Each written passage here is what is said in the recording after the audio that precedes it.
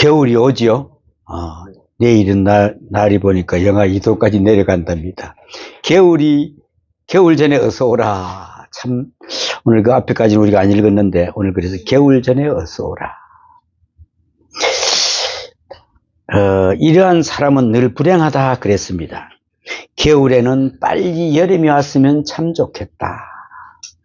여름에는 또 보면 빨리 겨울이 왔으면 좋겠다. 그런 사람들입니다. 반대로 이러한 사람은 행복하답니다. 겨울에는 겨울대로 참 좋고 여름은 여름이어서 좋고 바로 그런 사람은 정말 더욱더욱 지혜로운 그런 사람이랍니다. 겨울에 여름 준비를 하고 여름에 겨울 준비를 해서 유비무환태세로 우리는 준비해야 된다 그랬습니다. 겨울이 올 때 조금 더 걱정 없는 사람은 바로 행복한 사람이다 그랬습니다. 여러분, 겨울 준비를 얼마나 했습니까? 다 했습니까?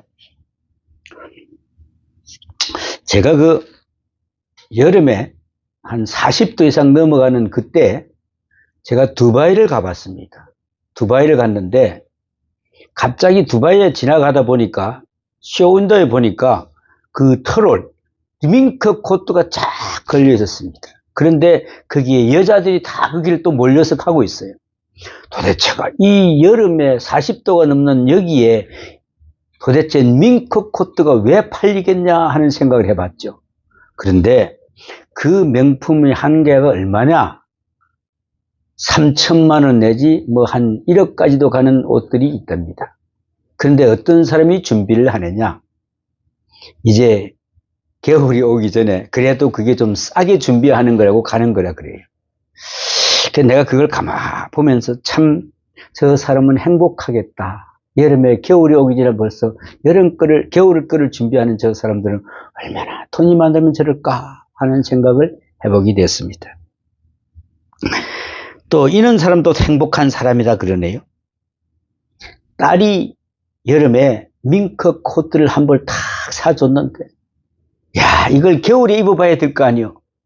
그 겨울이 오기 전에 기다리는 그 어머니의 심정 얼마나 행복하게, 우리 딸이 이리 사준 이 밍크 코트 겨울에 입고 폼을 팍 한번 잡고 나갔으면 참 좋겠다 하는 그것이 또 행복을 느낀다고 합니다. 우리는 간절히 겨울을 기다리고 있을 것입니다. 그죠? 만약에 그 사람은 굉장히 겨울을 기다리고 있겠죠. 야, 겨울이 빨리 왔으면 좋겠다. 동물들이 겨울나기를 연구해보면 3가지 유형이 있다고 하네요. 겨울이 되면 아주 따뜻한 곳으로 날아가는 버리는 철새가 있고 또 동물 중에는 이렇게 사슴 같은 거는 떼를 지어서 대이동을 한답니다. 그리고 자기 체질에 맞는 기후를 고장을 찾아서 또 떠나고요.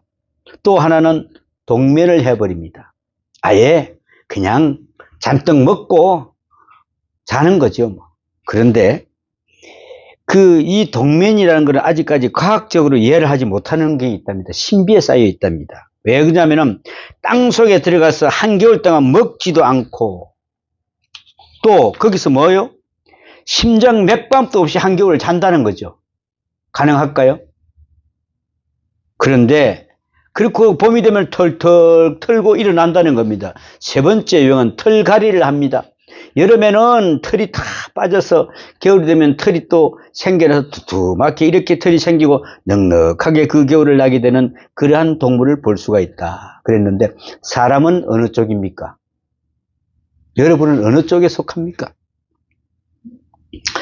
시간이라는 것은 2가지 개념이 있는데 우리말은 시간 이렇게 말합니다. 헬라어로는 크로노스라고 하는 말과 또 카이로스라는 2 단어가 있는데 좋은 시계를 자세히 보면은 거기에 크로노미터라고 기록이 되어 있습니다. 크로노미터는 크로노스를 가르쳐 주는 건데 그게 바로 기계라는 그런 말입니다. 기계. 크로노미터는 것은 하나님의 시간입니다. 우리가 변경할 수 없는 시간, 우리가 움직일 수 없는 절대적인 시간을 말합니다. 그런 우주적인 시간입니다. 그리고 또 다른 사건이 있습니다. 카이로스라고 하는 것은 우리에게 주어진 시간입니다. 얼마 되지 않지만은 그러나 우리가 우리 나름대로 요리할 수 있고 요령껏 사용할 수 있는 시간 얼마간의 주어진 시간이 바로 카이로스입니다. 여러분의 시간은 얼마나 주어졌습니까? 여러분, 라인홀드 니버라는 그 기도문을 여러분 보셨습니까? 그분은 아침마다 기도문을 한번 읽어보십시오. 제가 한번 읽어봐 드리겠습니다. 이런 기도문입니다. 하나님이여, 고칠 수 있는 것에 대해서는 그것을 고칠 수 있는 용기를 주시옵소서. 고칠 수 없는 것에 대해서는 그것을 받아들일 수 있는 냉정함을 주시옵소서. 그리하여 고칠 수 있는 것과 고칠 수 없는 것을 식별하는 지혜를 주시옵소서. 우리가요, 이런 냉정함이 필요합니다. 고칠 수 있는 용기, 내가 나를 고칠 수 있는 용기가 있어야 되고, 고칠 수 없으면은 정말 그걸 받아들일 수 있고 식별할 수 있는 용기가 있어야 됩니다. 고칠 수 없는 것이 있다는 것을 우리는 알아야 합니다. 내 마음대로 절대로 지체할 수도 없고, 또 고칠 수도 없고, 변형되지도 못하고 연기하지도 못하는 것이 있어요. 절대 그것이 바로 뭘까요? 시간입니다. 내가 마음대로 늦출 수가 있습니까? 내가 마음대로 땡길 수가 있습니까? 내가 뒤로 할 수가 있습니까? 오직 하나님에는 하실 분이 없습니다. 하나님께서 뭐라고요? 해 시간을 몇 도를 늦췄다고요? 10도나 뒤를 늦췄습니다. 하나님만이 할 수가 있습니다. 미국의 대표적인 신학자 조나단 에드워드라고 하는 분이 있습니다. 그는 많은 분들의 존경을 받았는데 일생을 살면서 5가지 생활 지침을 세워놓고 살았다고 합니다. 5가지. 평범한 이야기지만 다시 한번 듣고 생각을 한번 가다듬어 보세요. 첫째, 살아있는 한 최대한의 노력을 할 것이다. 또 할 수 있는 일은 다 하겠다. 최대 극대화해서 살아갈 것이다. 능력을 극대화하면서 살 것이다. 두 번째는 한순간도 시간을 낭비하지 말자. 시간을 낭비하지 말자. 셋째는 타인을 경멸하지 말자. 넷째는 결국 복수심이나 절대하는 마음에서, 질투하는 마음에서 사로잡히지 말자. 질투하지 말자. 다섯째, 지금껏 죽는데도 마음에 꺼리는 일을 하지 말자. 이 얼마나 실제적인 교훈입니까? 지금 내가 죽는데 마음에 꺼리는 일을 해서 남은 사람을 어떻게 불평불만을 할 수 있도록 하지는 말아야 된다 이 말입니다. 오늘 본문에 나타난 사도 바울의 모습은 그 어느 때 다른 모습과는 다릅니다. 그는 이제 2번째 로마 감옥에 투옥이 되었습니다. 그 당시 정황으로 봐서는 이제 머지않아 순교하게 될 같은 예감을 있었던 것 같습니다. 현재 나이도 70이 넘어서 이제 노인이지만 병들어 죽어가고 있는 게 아니라 정확히 내년 봄에는 어느 시간에 내가 순교하게 될 것이다 하는 것을 알고 있습니다. 미리 생각하고 있었던 것 같아요. 그래서 그는 말합니다. 디모데후서 4장 6절에 전제와 같이 내가 벌써 부어지고 나의 떠날 시각이 가까웠도다라고 고백하고 있습니다. 내가 떠날 시간이 가까웠도다. 떠날 시간, 세상 떠날 때가 이미 가까웠음을, 죽음이 바로 눈앞에 왔음을 예감하고 있습니다. 그는 달려갈 길을 다 가고 믿음을 지켰다고 했습니다. 오랫동안 경기를 했습니다. 롱 레이스를, 긴 경기를 끝내고 바로 앞에 꼬린 지점에 눈앞에 보이고 있다는 것입니다. 여러분, 순교의 그 앞이 바로 꼬린 지점이라고 생각하는 그 바울 사도의 그 마음을 한번 생각해 보십시오. 아, 내가 여기까지 이제 왔구나. 이제 바로 여기서 꼬린하면은 나는 천국에 갈 수뿐이 없구나 하는 그런 마음으로 뛰어왔다는 것입니다. 바로 그 순간 오랜 순례자의 생활에서 목적했던 종착지가 바로 눈앞에 보이기 시작했습니다. 결승점이 보이는 바로 그 순간에 그는 감회가 깊었습니다. 여러 가지를 생각하고 있었습니다. 디모데후서 4장 21절에 보면은 그 21절 우리가 안 읽었는데 너는 겨울 전에 오라 그랬습니다. 겨울 전에 오라. 어블로와 부데와 리노와 글라디오와 모든 형제가 다 내게 문안하였노라 그랬습니다. 너는 겨울 전에 어서 오라, 겨울 전에 와라 라고 믿음의 아들 디모데에게 편지를 쓴 것입니다. 겨울 전에 너는 어서 와서 그는 세상에 떠날 길이 가까웠다고 할 때 바로 사랑하는 믿음의 아들이 그리워집니다.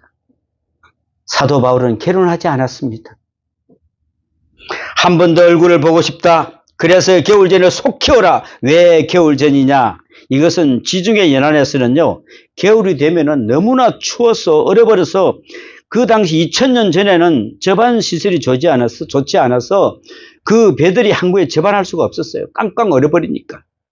그러므로 겨울에는 배가 운항하지 못합니다. 그래서 겨울전에 오라 한 것입니다. 동절기가 오면은 활동할 수 없는 겨울이 온다. 그러므로 겨울전에 오라라고 아주 천하게 간절하게 부탁하는 말씀을 볼 수가 있습니다. 육체의 겨울도 맞이하였습니다. 육체의 겨울도. 여러분, 나이가 좀 들면은요, 쓰린 것도 많고 추운 것도 많습니다. 날씨가 좀 썰썰하면 여기도 바람이 술술 들고 저기도 바람이 술술 들고 합니다. 잘 아는가는 모르겠는데 저 어릴 때는 보면은 문풍지를 발랐습니다. 문종이. 거기다가 가을철 되면은 겨울에 그걸 갖다 문종이를 사다가 발라놓고, 그래 아이들이 장난으로 구멍을 팡팡팡 뚫려 놓으면은 이게 바로 항소바람이 들어와요, 항소바람이. 응? 야, 창호지 발라서 참, 그래 놓고 애들은 그것도 장난친다고. 얼마나 참. 그래서 뭐라 그럽니까? 야, 항소바람 들어온다. 빨리 문 닫아라. 정말 춥다 이 말이죠. 나이 들면은 추워요. 무릎이 시리시리하고요. 마디가 쑤시고요. 그런데 더욱이 감옥은 더 춥습니다. 바울이 머물렀던 그 로마 감옥은 바로 지하실입니다. 지하실은 또 겨울 되면 음산합니다. 한마디로 여러분 다시 한번 생각해 보십시오. 13절에 보면은 들어와 가보의 집에 맡겨놓은 옷이 있는데 그것을 가져오라 그럽니다. 그것을 가져오라. 나는 춥다. 여행할 때 거추장스러워서 그 집에 맡겨놓았던 것인데 그것을 좀 가져오라. 그 말 속에 나는 지금 춥다. 이렇게 말하고 있습니다. 또 외로움의 겨울을 맞이하였다라고 말씀할 수도 있습니다. 오늘 본문에 자세히 보면은 몇 번이고 한번 읽어보세요. 아주 처량합니다. 대만은 세상을 사랑하여 나를 버리고 갔고. 참, 대마라고 하는 사람은 본래 제자였지만은 너무 핍하기 어렵고 힘들어서 바울과 같이 동행하지 못하고요. 그는 세상을 사랑해서 그만 바울을 버리고 가버렸어요. 배신한 거죠. 배신당하는 아픔이 얼마나 힘들었겠습니까? 또한 디도는 갔다. 그래서요, 자기 할 일이 있으니까 갔으니까 바울만 지켜보고 있을 수도 없잖아요. 그래서 저 할 일을 위해서 갔고, 두기고는 에베소로 보냈노라. 그래서 심부름 할 일이 있어 그는 보냈고, 결국은 떠난 사람, 간 사람, 보낸 사람 다 갔어요. 다 떠났습니다. 여러분, 우리가 전도를 했는데 그 사람이 힘들다고 갔어요. 나는 세상 것이 보기 싶어서 저는 가겠습니다. 빠이빠이 하고 갔어요. 그때 그 심정은 어떻게 했겠습니까? 그래. 근데 이게 우리도 이 전도를 했다가 났던 사람이 그냥 예수 안 믿고 탁 뿌리치고 갈 때 그처럼 허전한 게 없어요. 그러므로 외롭고 지금은 누가만이 나와 함께 있느니라. 누가는 의사입니다. 누가가 그를 지켜보고 있는 중입니다. 제가 아는 나이 많은 목사님이 지금 계시는데 그분이 지금 93세입니다. 그래서 얼마 전에 제가 한번 전화를 해봤습니다. 건강하십니까? 건강은 해. 그런데 요즘 그래도 정부에서 치매 그거 오라 그래서 거기 가서 요새 치매 유치원에 다닌다가 그런데 뭐라는 거 아세요? 그런데 요새 내가 지내기가 좀 물어보니까 외롭대요. 몸은 괜찮은데 너무나 외롭다요. 왜 그럴까요? 전에 알던 친구들이 하나하나 다 갔거든요. 자기 동창 한 명도 자기만 살아있답니다. 자기 친척도 거의 다 가고 자기만 있답니다. 또 며칠 전에는 또 마지막 남은 그 자기 아는 사람까지 또 갔답니다. 야, 정말 쓸쓸하다 너무 외롭다. 그런 이야기를 해요. 어떻습니까? 고독하는 거요. 산다는 거 사는 것입니까? 네. 알던 사람 하나하나 다 떠났는데 이래가지고 저래가지고 다 떠나버린다. 정말 고독합니다. 이것이 바로 인생의 겨울입니다. 7절에 보면은 달려갈 길을 마치고 믿음을 지켰다. 그랬습니다. 믿음을 지켰다. 달려갈 길을. 자, 경기장에서 뛰는 사람은 홀로 뛰는 것입니다. 그죠? 그런데 같이 출발하지만은 골인장에 들어갈 때는 혼자 들어가는 것입니다. 믿음의 생활에서, 믿음의 경주에서 마지막 절실하게 고독한 시간이 왔습니다. 이것이 바로 실존적인 것입니다. 그리고 오늘 본문 성경에 보면은 마가를 데려오라 그랬습니다. 마가. 오늘 이 말씀을 보면은 왜 사도 바울이 마가를 왜 데려오라 그랬을까? 제가 유익함이라 그랬습니다. 제가 나의 일에 유익함이라 그랬습니다. 참 궁금한 이야기입니다. 왜 마가를 데려오라 했을까? 왜 유익하다고 했을까? 마가는요, 바나바의 생질이 누군지 아세요, 여러분? 나의 생질, 그러면 누구를 생질이라 그랬죠? 신집사님, 생질이 있어요, 없어요? 누이의 아들, 딸들을 갖다 생질이라 그러는 거예요. 누나들, 여자 동생들, 내가 부를 때는 생질이라 그리 불러요. 그죠? 그런데 이 마가의 다락방, 그 마가의 다락방 주인이 바로 마가입니다. 그런데 부잣집 아들인 것 같습니다, 아들. 사도 바울이 바나와 함께 1차 전도 여행을 할 그때 따라갔는데, 비시디아 안디옥까지 갔고, 이렇게 수고를 많이 했는데, 그만 전설대로 잠깐 병이 걸렸던 일이 있었어요. 그리고 나서, 비시디아 안디옥까지 간다고 그러니까 나 안 가겠다. 도중에 하차를 해버려서 집으로 가버렸어요. 그래서 바울이 전도여행을 다 마치고 나서 예루살렘에 가서 보고를 할 때마다 마가가 정말 내가 끝까지 따라가서면 그 귀한 경험을 하는 건데 하면서 후회스러웠죠. 다시 준비해서 가지고 2차 전도여행을 떠날 때에 마가가 따라 나서겠다고 합니다. 그때에 사도 바울은 아주 박절하게 거절합니다. 너는 갈 수 없어. 그래서 물론 내가 다시는 도중하차해서 돌아 않겠다고 없겠다고 그렇게 맹세를 했지만은 안 데리고 갑니다. 너 같던 부잣집 아들은 그런 여행에 필요가 없다 그러면서 아주 박절하게 아주 그냥 딱 잘라버립니다. 그래서 바나바와 바울이 나누어서 바나바는 마가를 데리고 이쪽으로 가고 바울은 실라와 함께 저쪽으로 가고 이래서 이렇게 된 것입니다. 이런 사건이 있었어요. 그때에 그 위에 마가는 열심을 내고 더 열심을 하고 충성을 다해서 베드로를 위해서 일하고 우리가 보는 마가복음의 저자가 되기도 합니다. 이제 사도 바울이 로마 감옥에서 며칠 후에 세상을 떠나게 되는데 가만히 생각해 보니까 그때 섭섭해했던 마가의 얼굴이 떠오르는 것이죠. 그래서 그때 얼마나 괴로웠을까. 내가 다시 만나서 저를 위로해 줘야지. 그때 마음이 정말 아팠겠지. 꼭 그 말을 하고 싶은 겁니다. 그래서 이 말을 가지고 하고 가야 되겠다. 내가 이제 죽으면서 이 말 하고 가야지. 내가 그때 너가 그랬던 거 아니야. 그러나 너는 그런 걸 한번 겪어봐야 돼 하고 했을 거예요. 그래서 우리가 서로 용서하고 화목하고 이렇게 마음에 걸렸거든요. 그래서 꼭 이 말을 해야 되겠다고 생각해서 마가를 데려오라 그랬습니다. 그리고 가죽종이에 쓴 것을 가져오라. 이것은 뭐겠습니까? 가죽종이에 쓴 것을 가져오라 그랬는데 바로 이것이 성경입니다. 그때만 해도 가죽종이에 이따만한 걸 갖다 그냥 요즘 우리나라 말로 지게에 지고 다녔어요. 그냥 너무나 크니까. 근데 이걸 너무나 무거우니까 놔두고 가야 되는 거야. 맡겨놓고 가야 되는 거야. 마지막에 성경을 읽겠다. 내 가죽 중에 쓴 성경을 가져오라. 이것을 읽고 생을 마치겠다. 이런 생각을 합니다. 이 하나님 말씀을 읽으면서 나는 여기서 순교하겠다. 또다시 그는 자기를 괴롭혔던 사람에 대해서 말합니다. 마치 원수와 같은 비난자들이입니다. 알렉산더가 끈질기게 나를 괴롭혔느니라. 저를 주의하라. 처음에 나와 같이 일하던 사람 가운데 나를 괴롭혔던 사람들이 많이 있다. 바울은 마지막으로 말을 한번 들어보세요. 그러나 허물을 저들에게 돌리지 마라 그랬습니다. 무슨 말입니까? 그것은 그들이 나를 괴롭혔다. 그러나 나는 이미 용서했노라.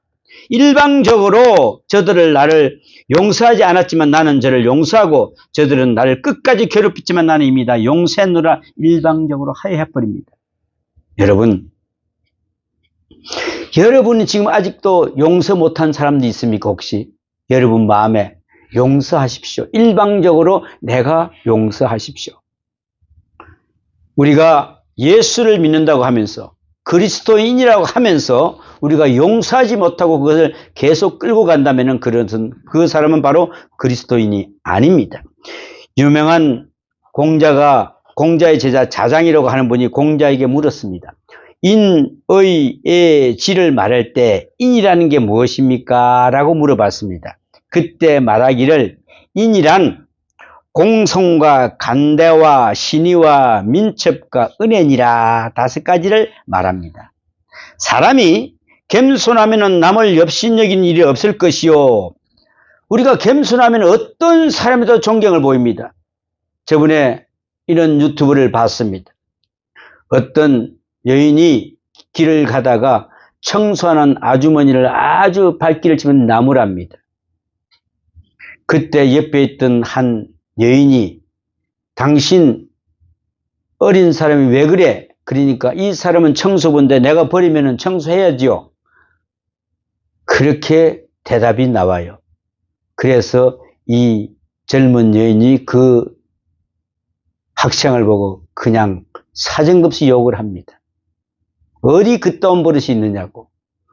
이게 겸손하면은, 야, 길거리 가서 뭐 있으면 그걸 내가 주머니 넣고 오는 그런 겸손이 있다면 얼마나 그 사람을 존경을 하겠습니까?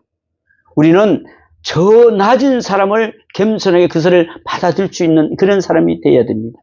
제가 얼마 전에 종로에서 밥을 먹다가 그 식당 주인에게 제가 정중히 사과를 했습니다. 왜 그러느냐? 밥을 먹으러 갔는데 거기서 많은 사람이 밥을 먹으러 갔는데 거기 한 전도사님이 정말 까다로워요. 그래서 이걸 음식을 줬는데 아니 따뜻한 밥을 주세요. 아 따뜻한 밥이 없습니다. 그랬더니 이 사람들이 그래도 한다고 햇반을 사다가 그걸 바짝 떼어서 갖다 주더니 나는 이딴 거 음식 안 먹습니다 이렇게 된 거예요. 그럼 자기들은 최선을 다해서 갖다 줬는데 안 먹습니다. 얼마나 화가 났겠어. 근데 거기서 그러면 내가 싸주시오. 내가 싸가 가겠습니다 하니까 안 싸주겠습니다. 왜? 만약에 그렇게 이상한 사람이 만약에 그걸 싸갔다고 또 시비를 걸면 어떡하 되겠어? 그래서 그냥 갔는데 그러고 나서부터 거기를 안 가더라고요. 가니까 그날 우연히 거기를 들리는데 그 주인이 입이 이만큼 나가 있어요. 그래서 안녕하십니까? 그래도 대답도 안 해요. 그래서 물어봤어요. 그랬더니 그런 일이 있었대요. 그래서 내가 사과했습니다. 정말 죄송합니다. 제가 대신 사과를 드리겠습니다. 아마 그때 뭐가 잘못 제가 한 것 같은데 정말 죄송합니다. 그랬더니 그분이 나올 때 인사를 하더라고요. 우리는 작은 것 때문에 우리가 겸손하지 못해서 그런 것입니다. 우리가 먼저 사과해야 됩니다. 그래서 제가 자랑을 하는 게 아니라 거기 있는 두 전도사님이 보고 목사님 정말 감사합니다. 왜요? 지금 목사님이 저 주인에게 직접 사과하는 걸 제가 들었습니다. 그러면서 따라오는 것을 보았습니다. 그래서 그거 한번 하고 나서 제가 커피를 하나 공짜로 얻어 먹었습니다. 겸손하면요, 사람이 간대하면요, 사람이 많은 사람들이 따르게 돼 있어요. 그렇지 않습니까? 신의를 지키면 많은 사람들이 그를 믿어줄 것입니다. 민첩하면 공적을 세울 것입니다. 은혜를 베풀면 언젠가는 많은 사람이 저를 도와주게 될 것입니다. 바로 이것이 인이라고 하는 것입니다. 여러분, 우리는 어디 가서는 겸손하십시오. 간대하십시오. 누구라도 에게도 베푸십시오. 없으면 물 한 잔이라도 베푸는 그게 은혜입니다. 여러분, 겨울이 가까웠다면 무엇을 생각하십니까? 인생의 계절에도 사계절이 있습니다. 봄과 같이 희망에 찬 때가 있는가 하면은 또 뜨거운 여름 속 같은 시련 속에서 일로로 성장하는 그런 성장기가 있고요. 또 한동안은 성장한 대로 거두어야 하는 대로 심은 대로 거두는 또 가을이 있습니다. 그런가 하면은 이제 활동할 수 없게 얼어붙은 그 많은 동결에 되는 겨울이 있다는 것입니다. 겨울 눈앞에 있을 때에 우리는 무엇을 생각할 수 있겠습니까? 내 나이가 이제 90이 넘어서 움직일 수 없는 그때 어떻게 여러분 생각을 하시겠습니까? 바울의 입장을 한번 돌아가 보십시오. 바울은 사랑하는 믿음의 아들 디모데를 생각합니다. 로마에 가면은 베드로 성당이 있습니다. 그런데 베드로 성당에는 사람들이 많이 갑니다. 바울 성당은 잘 안 봐요. 자그만하거든요. 안쪽에 있는데 바울 성당 한가운데는 사도 바울의 시체가 있다고 합니다. 그 시체 바로 밑에 디모데의 시체가 있습니다. 이 놀라운 이야기 아닙니까? 디모데는 끝까지 바울을 위해서 살았고 죽어도 바울 밑에 묻혔습니다.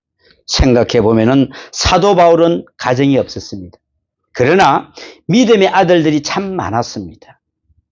그분은 결혼하지 않았습니다. 믿음의 아들들이 참 많았습니다. 따라다니는 존경을 보고 따라다니는 사람들이 참 많았습니다. 그로 인하여 생명의 길을 사람들이 정말 많았습니다. 아, 정말 나는 이 사람을 따르고 따라야 되겠구나 하는 그런 사람이 많았어요. 그 중에서 특별히 믿음의 아들 디모데를 생각합니다. 믿음의 아들 디모데, 여러분이 오늘 겨울이라고 한다면은 겨울을 앞두고 내가 생각할 수 있는 믿음의 아들이 몇이나 있습니까? 우리 신집사님 믿음의 아들 하나 둬야 될까요? 안 둬야 될까요? 둬야 되겠죠? 둬야 됩니다. 전도하십시오. 전도를 하는 것이 믿음의 아들, 믿음의 딸을 두는 것입니다. 여러분, 여러분으로 인해서 구원받은 사람, 여러분을 인해서 새 사람이 된 사람, 여러분의 믿음의 어머니, 아버지라고 부르는 바로 그 사람이 바로 믿음의 아들, 믿음의 딸이 아니십니까? 바로 그 사람을 기억나야 됩니다. 아, 내가 저 아들, 저 딸을 정말 내가 믿음으로 얼마나 성장시켰는가, 이런 생각이 들어야 됩니다. 사도 바울은 외로웠습니다. 그러나 믿음의 아들이 있어서 외롭지 않았습니다. 그는 최종 결승점에 왔습니다. 앞에 있는 상급을 바라보면서 너무나 행복했습니다. 그는 용서와 화목을 했습니다. 평화를 이루면서 그 영혼이 자유했습니다. 오직 하나님의 말씀만을 읽으면서 이제 소망의 세계를 환하게 바라보게 되었습니다. 그리스도를 만날 생각을 하면서 기쁨과 감사로 한이와 충만한 그러한 순간을 맞았습니다. 겨울이 오기 전에, 우리가 맞는 겨울 전에 우리는 지금 무엇을 생각할 수 있습니까? 여러분, 믿음의 아들, 믿음의 딸을 만나주는 여러분이 되시기를 축원합니다. 전도하십시오. 기도하겠습니다. 하나님 아버지, 무엇이든지 다 할 수 있다고 생각하는 것은 용서하시고, 앞으로도 기회가 많을 것처럼 생각하고 미뤄오며 살아오는 것도 용서하여 주시옵소서. 사도 바울이 믿음의 아들 디모데를 생각하면서 순교 직전에 사랑하는 편지를 쓴 것 같은 심정으로 우리가 이 시간에 헤아리면서 우리의 인생의 겨울이 오기 전에 만나야 할 사람을 만나야 하고, 또 해야 할 일을 서두르지 말고 마쳐야 하는 그런 일을 할 수 있도록 저희들에게 허락하여 주시옵소서. 그리고 반갑게 주님을 만날 수 있는 주님의 사람이 되게 하여 주시기를 우리 주 예수님 이름으로 기도하옵나이다. 아멘.